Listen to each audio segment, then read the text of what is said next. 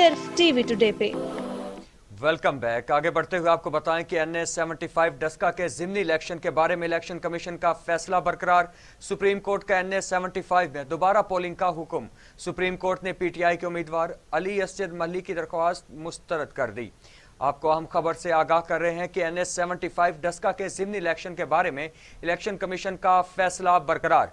Supreme court का NA-75 में दोबारा पोलिंग का हुक्म। सुप्रीम कोर्ट ने PTI के उम्मीदवार अली असद मल्ही की दरख्वास्त मुस्तरद कर दी है। जी हाँ, अहम खबर है, आपको अपडेट कर रहे हैं। NA-75 डस्का के ज़िमनी इलेक्शन बारे इलेक्शन कमीशन का फैसला बरकरार। सुप्रीम कोर्ट का NA-75 में दोबारा पोलिंग का हुक्म जारी कर दिया। सुप्रीम कोर्ट ने PTI के उम्मीदवार अली असद की दरख्वास्त मुस्तरद कर दी। जी हाँ, PTI के उम्मीदवार अली असद की दरख्वास्त को मुस्तरद कर दिया। NA-75 डस्का के ज़िमनी इलेक्शन बारे इलेक्शन कमीशन का बरकरार। सुप्रीम कोर्ट का NA-75 में दोबारा पोलिंग का हुक्म जारी कर दिया। सुप्रीम कोर्ट ने PTI के उम्मीदवार अली असद की दरख्वास्त को मुस्तरद कर दिया।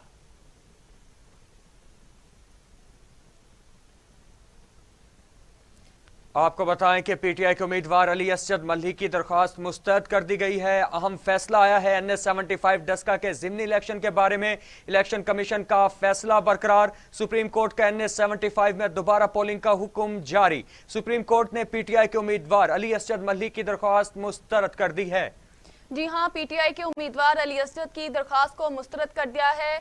NA-75 डस्का के ज़िमनी इलेक्शन बारे इलेक्शन कमीशन का फैसला बरकरार हुआ। सुप्रीम कोर्ट ने NA-75 में दोबारा पोलिंग का हुक्म जारी कर दिया। सुप्रीम कोर्ट ने PTI के उम्मीदवार अली असद मल्ही की दरख्वास्त मुस्तरद कर दी। सुप्रीम कोर्ट ने PTI के उम्मीदवार अली असद मल्ही की दरख्वास्त को मुस्तरद कर दिया है।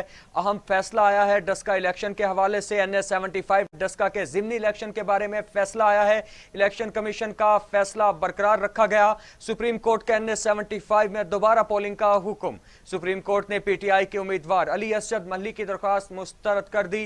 NA-75 के इलेक्शन के बारे में अहम फैसला सामने आया है। इलेक्शन कमीशन का फैसला बरकरार रखा गया। सुप्रीम कोर्ट के NA-75 में दोबारा पोलिंग का हुक्म जारी। सुप्रीम कोर्ट ने PTI के उम्मीदवार अली असद मल्ही की दरख्वास्त मुस्तरद कर दी है। जी हाँ, सुप्रीम कोर्ट ने PTI के उम्मीदवार अली असद मल्ही की दरख्वास्त को मुस्तरद कर दिया। अहम फैसला सामने आया है जिसमें आपको बता रहे हैं NA-75 डस्का के ज़िमनी इलेक्शन बारे इलेक्शन कमीशन का फैसला बरकरार हुआ। सुप्रीम कोर्ट ने NA-75 में दोबारा पोलिंग का हुक्म जारी कर दिया। सुप्रीम कोर्ट ने PTI के उम्मीदवार अली असद मल्ही की दरख्वास्त मुस्तरद कर दी। सुप्रीम कोर्ट ने PTI के उम्मीदवार अली असद मल्ही की दरख्वास्त मुस्तरद कर दी है। NA-75 डस्का के इलेक्शन के बारे में ये फैसला है जहां पर अली असद मल्ही ने इलेक्शन कमीशन में दरख्वास्त दायर की थी और NA-75 डस्का के ज़िमनी इलेक्शन के बारे में इलेक्शन कमीशन का फैसला बरकरार रखा गया है। सुप्रीम कोर्ट के NA-75 में दोबारा पोलिंग का हुक्म। सुप्रीम कोर्ट ने PTI के उम्मीदवार अली असद मल्ही की दरख्वास्त मुस्तरद कर दी है। NA-75 डस्का में PTI के उम्मीदवार अली असद मल्ही और PMLN की उम्मीदवार नौशीन इफ्तिखार के दरमियान ज़िमनी इलेक्शन का मुकाबला हुआ था, जिसके बाद अली असद मल्ही ने दरख्वास्त दी थी कि PTI के उम्मीदवार अली असद मल्ही की दरख्वास्त मुस्तरद कर दी गई है। NA-75 इलेक्शन का ये हुक्म जो है उसको बरकरार रखा गया है। NA-75 डस्का के ज़िमनी इलेक्शन के बारे में इलेक्शन कमीशन का फैसला बरकरार। सुप्रीम कोर्ट के NA-75 में दोबारा पोलिंग का हुक्म। सुप्रीम कोर्ट ने PTI के उम्मीदवार अली असद मल्ही की दरख्वास्त मुस्तरद कर दी है।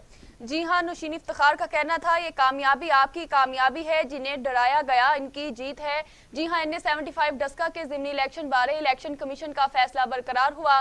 सुप्रीम कोर्ट का NA-75 में दोबारा पोलिंग का हुक्म। सुप्रीम कोर्ट ने PTI के उम्मीदवार अली असद मल्ही की दरख्वास्त मुस्तरद कर दी। अगर बात करें NA-75 के गुज़श्ता इलेक्शन के बारे में तो आपको ये भी बताते चलें कि PTI के उम्मीदवार अली असद मल्ही और नौशीन इफ्तिखार के दरमियान ये मुकाबला हुआ था, जिसके बाद नौशीन इफ्तिखार ने इलेक्शन कमीशन में धांधली के बारे में दरख्वास्त दायर की थी, जिसके बाद ये इशू काफ़ी हाईलाइट हुआ और सुप्रीम कोर्ट तक ये बात गई। और अब NA-75 डस्का के ज़िमनी इलेक्शन के बारे में इलेक्शन कमीशन का फैसला बरकरार रखा गया है। इलेक्शन कमीशन ने यह फैसला किया था कि NA-75 डस्का में ज़िमनी इलेक्शन दोबारा करवाया जाएगा। सुप्रीम कोर्ट का NA-75 में दोबारा पोलिंग का हुक्म। सुप्रीम कोर्ट ने PTI के उम्मीदवार अली असद मल्ही की जानिब से दरख्वास्त दायर की गई दरख्वास्त को आज मुस्तरद कर दिया है। जी हाँ, अली असद का कहना था इलेक्शन कमीशन ने जो करना था वो कर दिया, सुप्रीम कोर्ट ने हमारी अपील को मुस्तरद कर दिया, तफसीली फैसला आने के बाद वजूहात सामने आएंगी। जी हां, सुप्रीम कोर्ट का NA 75 में दोबारा पोलिंग का हुक्म जारी कर दिया। सुप्रीम कोर्ट ने PTI के उम्मीदवार अली असद मली की दरखास्त को मुस्तरद कर दिया।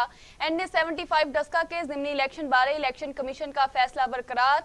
सुप्रीम कोर्ट का NA 75 में दोबारा पोलिंग का हुक्म जारी। सुप्रीम कोर्ट ने PTI के उम्मीदवार अली असद मली की दरखास्त को मुस्तरद कर दिया।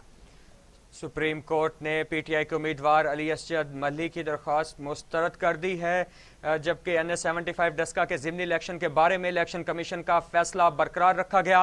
सुप्रीम कोर्ट के NA 75 में दोबारा पोलिंग का हुक्म। सुप्रीम कोर्ट ने PTI के उम्मीदवार अली असद मली की दरख्वास्त मुस्तरद कर दी है। अहम फैसला है जिसके बारे में आपको बता रहे हैं कि NA 75 डस्का के ज़िमनी इलेक्शन में होने वाली धांधली के खिलाफ इलेक्शन कमीशन में दरख्वास्त दायर की गई थी, जिसके बाद इलेक्शन कमीशन ने वहां पर दोबारा इलेक्शन का हुक्म दिया था। इस फैसले को आज बरकरार रखा गया है, जबकि इस फैसले के खिलाफ PTI के उम्मीदवार अली असद मली जो कि वहां से कामयाब हुए थे, उन्होंने सुप्रीम कोर्ट का दरवाजा खटखटाया था। सुप्रीम कोर्ट के NA 75 में दोबारा पोलिंग का हुक्म। सुप्रीम कोर्ट ने PTI के उम्मीदवार अली असद मली की दरख्वास्त को मुस्तरद कर दिया है। जी हां, रहनुमा नून लीग नौशीन इफ्तिखार का कहना था ये आज पाकिस्तान की जीत हुई है, जबकि अली असद का कहना था इलेक्शन कमीशन ने जो करना था वो कर दिया। डस्का के अवाम फैसला करेंगे कि कौन जीता और कौन हारा। जी हां, NA 75 डस्का के ज़िमनी इलेक्शन बारे इलेक्शन कमीशन का फैसला बरकरार। सुप्रीम कोर्ट का NA 75 में दोबारा पोलिंग का हुक्म जारी। सुप्रीम कोर्ट ने PTI के उम्मीदवार अली असद मली की दरख्वास्त को मुस्तरद कर दिया। जी हां, अहम फैसला आया है जिसके NA 75 डस्का के ज़िमनी इलेक्शन बारे इलेक्शन कमीशन का फैसला बरकरार रहा। सुप्रीम कोर्ट के NA 75 में दोबारा पोलिंग का हुक्म जारी। सुप्रीम कोर्ट ने PTI के उम्मीदवार अली असद मली की दरख्वास्त को मुस्तरद कर दिया।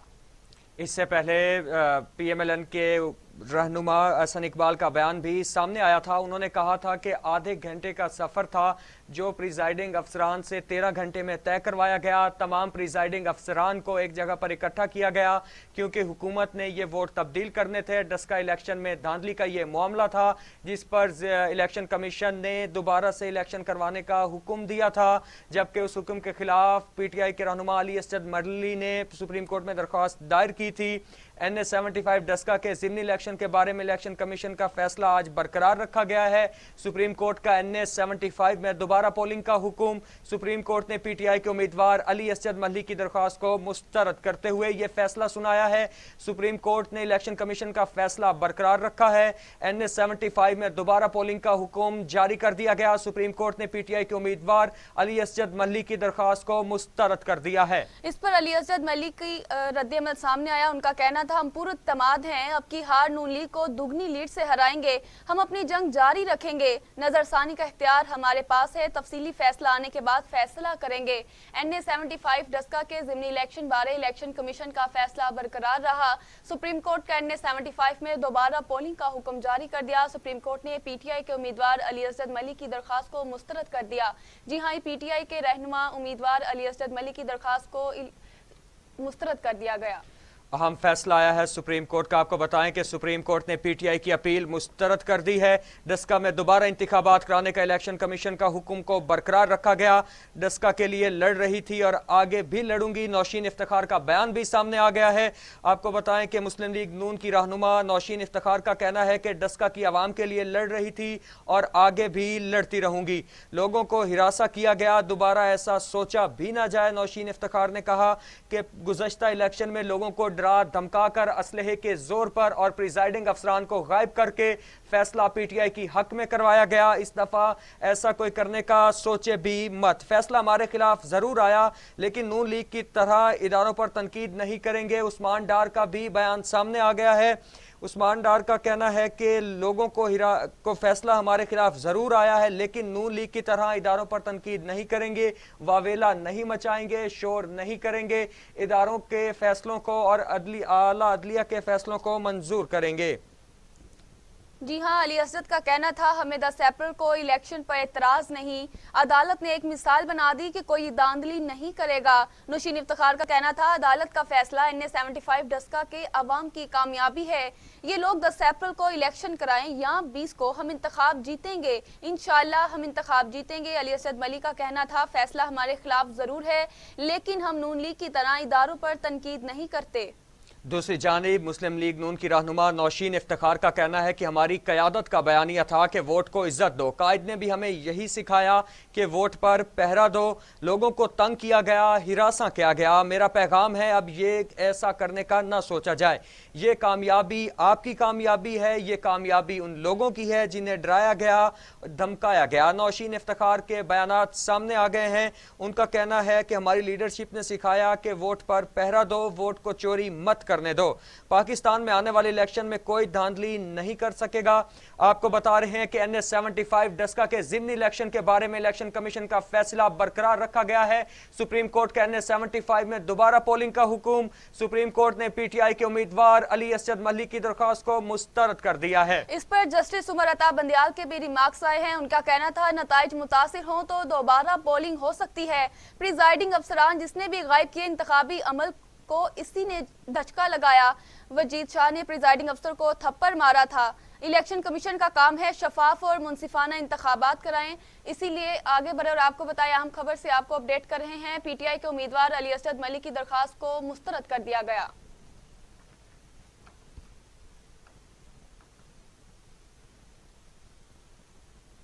बुलेटिन में आगे बढ़ते हुए आपको बताएं कि कराची में तजावुजात के खिलाफ ऑपरेशन के दौरान इमारत मजदूरों पर गिर गई।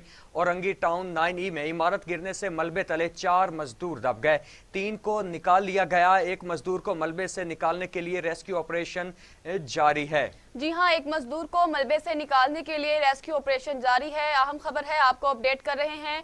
कराची में तजावुजात के खिलाफ ऑपरेशन के दौरान इमारत मजदूरों पर गिर गई। औरंगी टाउन 9E में इमारत गिरने से मलबे तले 4 मजदूर दब गए थे, जिनमें से 3 को निकाल लिया गया।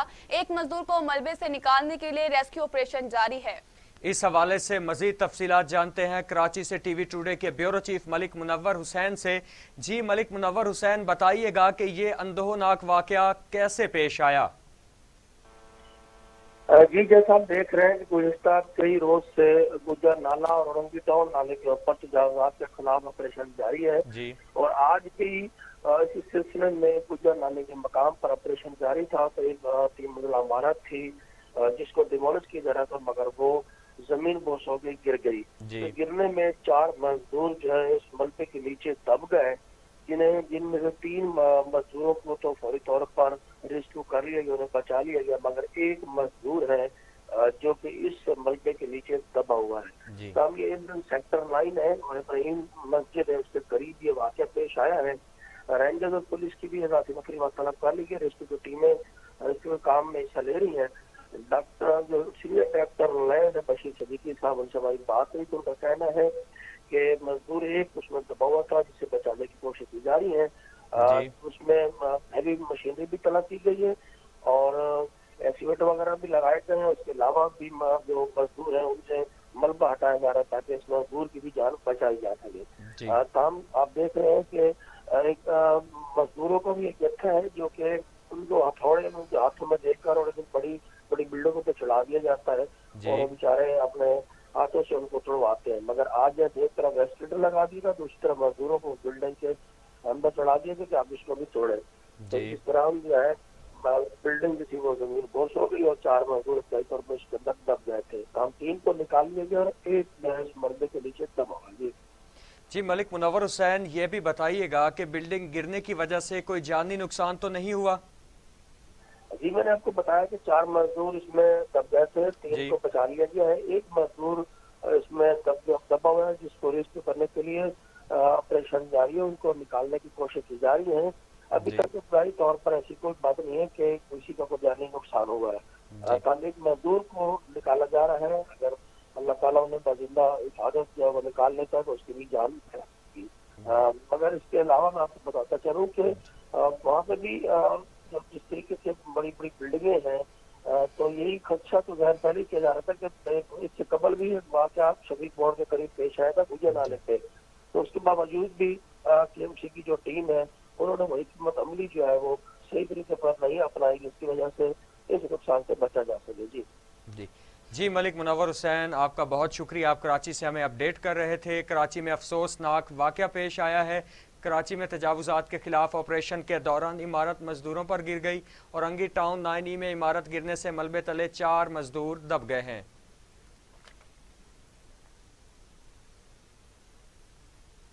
दूसरी जानिब राजनपुर की डिस्ट्रिक्ट कोर्ट में फायरिंग, एक शख्स कत्ल कर दिया गया। गोलियां लगने से वकील समेत 7 अफराद जख्मी हो गए, अस्पताल मुंतकिल कर दिया गया। फायरिंग से अदालत में खलबली मच गई। वज़ीर आला ने वाक़े का नोटिस ले लिया। फायरिंग करने वाले मुलजिम को गिरफ्तार कर लिया गया। वज़ीर आला पंजाब ने इस वाक़े का नोटिस ले लिया है। फायरिंग करने वाले शख्स को गिरफ्तार कर लिया गया। राजनपुर की डिस्ट्रिक्ट कोर्ट में फायरिंग का वाक़या पेश आया। एक शख्स कत्ल, गोलियां लगने से वकील समेत 7 अफराद जख्मी भी हुए, अस्पताल मुंतकिल कर दिया गया। फायरिंग से अदालत में खलबली मच गई। वज़ीर आला ने वाक़े का नोटिस लिया। फायरिंग करने वाले मुलजिम को गिरफ्तार कर लिया है। अहम खबर है जिसके बारे में आपको बता रहे हैं कि राजनपुर की डिस्ट्रिक्ट कोर्ट में फायरिंग हुई है, जिसके नतीजे में एक शख्स कत्ल, गोलियां लगने से वकील समेत 7 अफराद जख्मी हुए, अस्पताल मुंतकिल कर दिया गया। फायरिंग से अदालत में खलबली मच गई। वज़ीर आला ने वाक़े का नोटिस ले लिया। फायरिंग करने वाले मुलजिम को गिरफ्तार कर लिया गया है।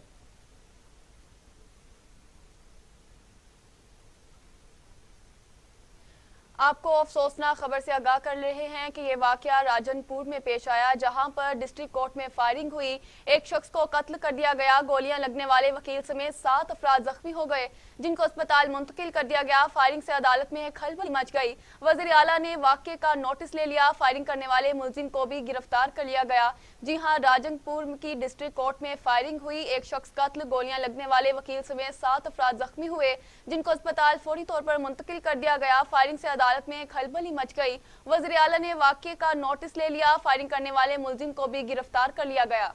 वज़ीर आला पंजाब सरदार उस्मान बुज़दार ने इस वाक़े का नोटिस ले लिया है। राजनपुर की डिस्ट्रिक्ट कोर्ट में फायरिंग का वाक़या पेश आया। एक शख्स कत्ल, गोलियां लगने से वकील समेत 7 अफराद मजीद जख्मी भी हुए हैं, अस्पताल मुंतकिल कर दिया गया है जख्मियों को। फायरिंग से अदालत में खलबली मच गई। वज़ीर आला ने वाक़े का नोटिस ले लिया। फायरिंग करने वाले मुलजिम को गिरफ्तार कर लिया गया है। जी बिल्कुल, फायरिंग करने वाले मुलजिम को गिरफ्तार कर लिया गया है। राजनपुर की डिस्ट्रिक्ट कोर्ट का यह वाक़या है जहाँ पर फायरिंग का वाक़या रूनुमा हुआ। एक शख्स कत्ल, गोलियां लगने से वकील समेत 7 अफराद के जख्मी होने की इतलात है। अस्पताल मुंतकिल कर दिया गया है जख्मियों को। फायरिंग से अदालत में खलबली मच गई। वजीर आला ने वाक़े का नोटिस ले लिया। फायरिंग करने वाले मुलजिम को मौके से गिरफ्तार भी कर लिया गया है। जी हाँ, ये अफसोसनाक वाकया राजनपुर में पेश आया, जहां पर डिस्ट्रिक्ट कोर्ट में फायरिंग हुई। एक शख्स कत्ल, गोलियां लगने वाले वकील समेत 7 अफराद जख्मी हो गए, जिनको अस्पताल मुंतकिल कर दिया गया। फायरिंग से अदालत में खलबली मच गई। वज़ीर आला ने वाक़े का नोटिस ले लिया। फायरिंग करने वाले मुलजिम को भी गिरफ्तार कर लिया गया।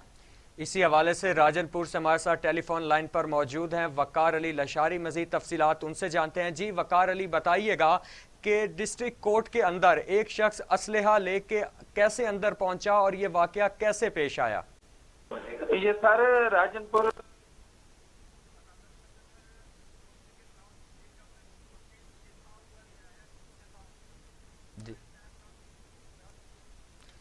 जी हमारा राब्ता मुनक़ता हो गया है। हम राब्ता करने की कोशिश कर रहे हैं वकार अली लशारी से। ये अदालत में फायरिंग का वाकया पेश आया था जिसके बारे में आपको बता रहे थे।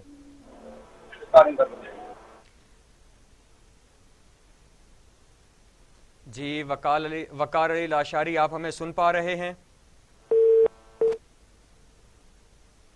हमारा राब्ता मुनक़ता हो चुका है वकार अली लाशारी से। गोलियां लगने से वकील समेत 7 अफराद जख्मी हुए हैं। राजनपुर के डिस्ट्रिक्ट कोर्ट का ये वाकया है जहां पर फायरिंग से एक शख्स कत्ल हो गया है।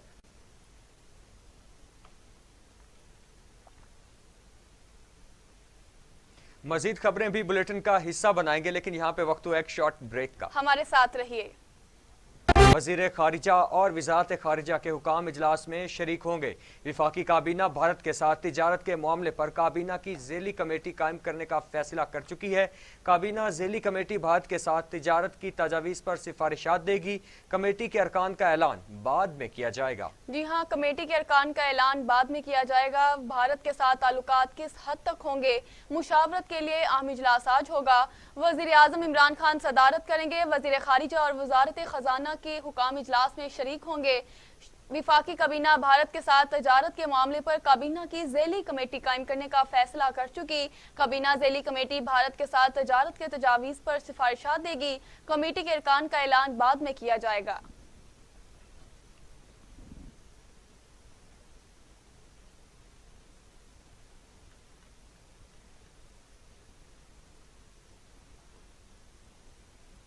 और अब बात करें पेंडेमिक वायरस के हवाले से। कोरोना हुआ बेकाबू, तमाम एसओपीज और पाबंदियां अवाम की लापरवाही से बेअसर हो गईं। कोरोना 24 घंटों में मजीद 83 इंसानी जिंदगियां निकल गया। अमवात 14,613 हो गई। मजीद 5,234 अफराद में वायरस की तशखीस हुई। 6,78,165 अफराद कोरोना में मुब्तला हो चुके। 6,07,000 सेहतियाब, जबकि 56,347 मरीज ज़ेर इलाज हैं। कोरोना वायरस से मजीद 83 अफराद इंतकाल कर गए। पंजाब में 6,485, सिंध में 4,504, खैबर पख्तूनख्वा में 2,382, बलोचिस्तान में 209, गिलगित बल्तिस्तान में 103, आज़ाद कश्मीर में 358 और इस्लामाबाद में 572 अमवात हो चुकी। गुज़श्ता 24 घंटों में मजीद 5,334 अफराद में वायरस की तशखीस हुई है। पंजाब में 2,26,000, सिंध में 2,66,000, खैबर पख्तूनख्वा में 89,255, बलोचिस्तान में 19,610, गिलगित बल्तिस्तान में 5,045, आज़ाद कश्मीर में 12,984 और इस्लामाबाद में 59,401 अफराद कोरोना का शिकार हुए।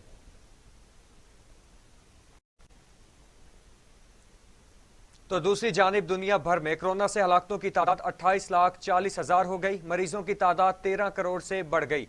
10 करोड़ 50 लाख मरीज सेहतयाब हो चुके। मूजी कोरोना वायरस के वार जारी हैं। अमेरिका में 5,67,000, ब्राजील में 3,26,000, भारत में 1,63,500, मैक्सिको में 2,03,700, रूस में 99,233, फ्रांस में 96,000, बरतानिया में 1,26,800 और सऊदी अरब में 6,676 अमवात हो चुकी।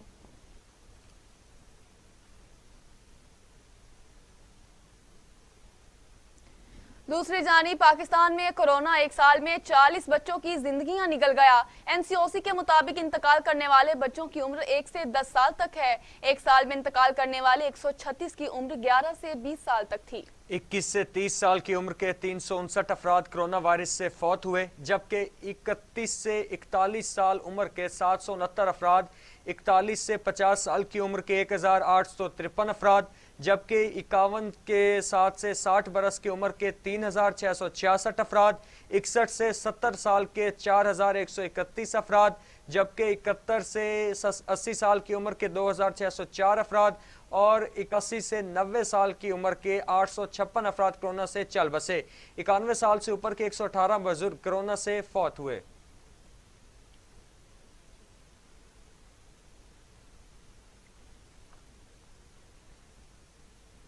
तो दूसरी जानिब लाहौर में मास्क न पहनने पर 3 रोज में 23,875 गाड़ियों और मोटरसाइकिलों के चालान, 16,404 मोटरसाइकिलों, 3,235 रिक्शों और 1,539 कारों के चालान हुए। पब्लिक ट्रांसपोर्ट में एसओपीज की खिलाफ वर्जी पर 12 मुकदमात दर्ज किए गए।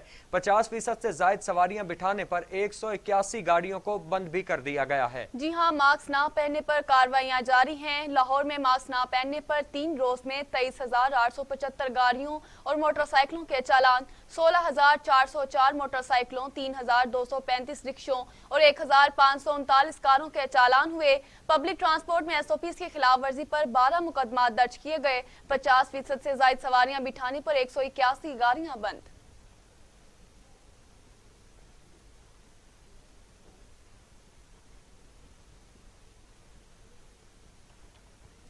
दूसरी जानी मंडी बहाउद्दीन में कोरोना एसओपीज के तहत दुकान बंद करवाने पर दुकानदार पुलिस एहलकार से उलझ पड़ा। तल्ख कलामी से बात हाथापाई तक जा पहुंची। दुकानदार को एफआईआर दर्ज करके गिरफ्तार कर लिया गया। लड़ाई की वीडियो टीवी टुडे ने हासिल कर ली। लड़ाई की वीडियो टीवी टुडे ने हासिल कर ली। आपको बताएं कि मंडी बहाउद्दीन में कोरोना एसओपीज के तहत दुकान बंद करवाने पर दुकानदार पुलिस एहलकारों से उलझ पड़ा।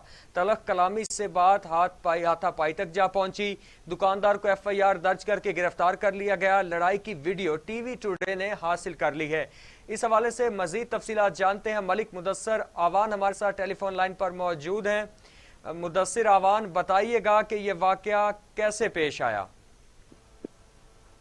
जी बिल्कुल, ये मंडी बहाउद्दीन की जो मोबाइल मार्केट है वहाँ पे दुकानें बंद करने पे जो ये वाकया है ये पेश आया, जहाँ पे जो है शाम 6 बजे के बाद जो है ये दुकानें जो है बंद करवाई जा रही थी पुलिस की जानिब से। तो दुकानदारों और पुलिस के दरमियान जो है वो तलख कलामी हुई, बात जो है वो हाथापाई तक जो है वो जा पहुंची। यहाँ पे आप देख सकते हैं कि जो दुकानदार है और उसके बाद जो पुलिस वाले हैं वो एक दूसरे पर जो है वो थप्पड़ों का और घूसों का जो है वो आजादाना इस्तेमाल कर रहे हैं।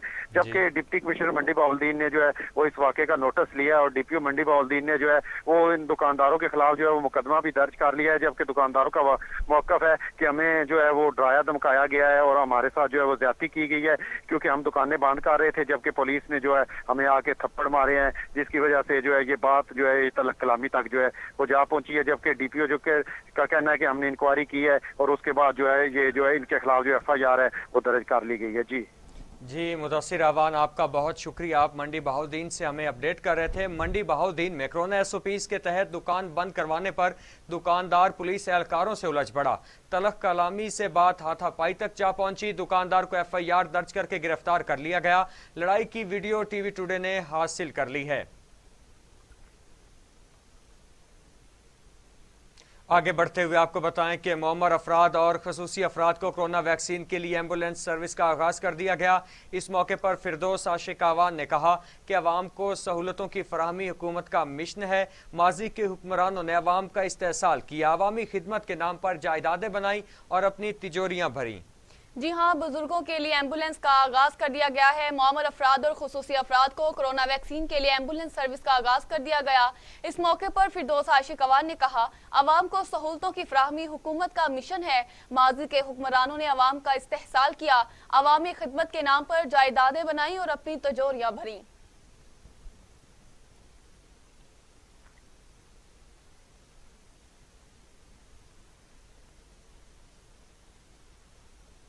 खबर शामिल करें और आपको बताएं, मुल्क में महंगाई 7 माह की बुलंद तरीन सतह पर पहुंच गई। मार्च में महंगाई बढ़कर 9% तक जा पहुंची। फरवरी की निस्बत मार्च में महंगाई में 0.36% इजाफा हुआ।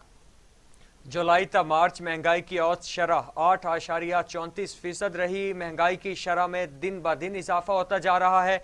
मुल्क में महंगाई 7 माह की बुलंद तरीन सतह पर पहुंच चुकी है। मार्च में महंगाई बढ़कर 9% तक जा पहुंची। फरवरी की निस्बत मार्च में महंगाई में 0.36% इजाफा हुआ।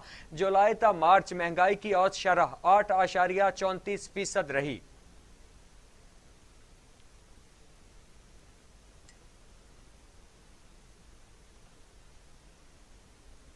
इसी के साथ ही खबरनामा अपने इख्तिताम को पहुंचा। मजीद खबरों और उनकी तफसीलात से आगाह रहने के लिए देखते रहिए TV टुडे, क्योंकि खबर सबसे पहले।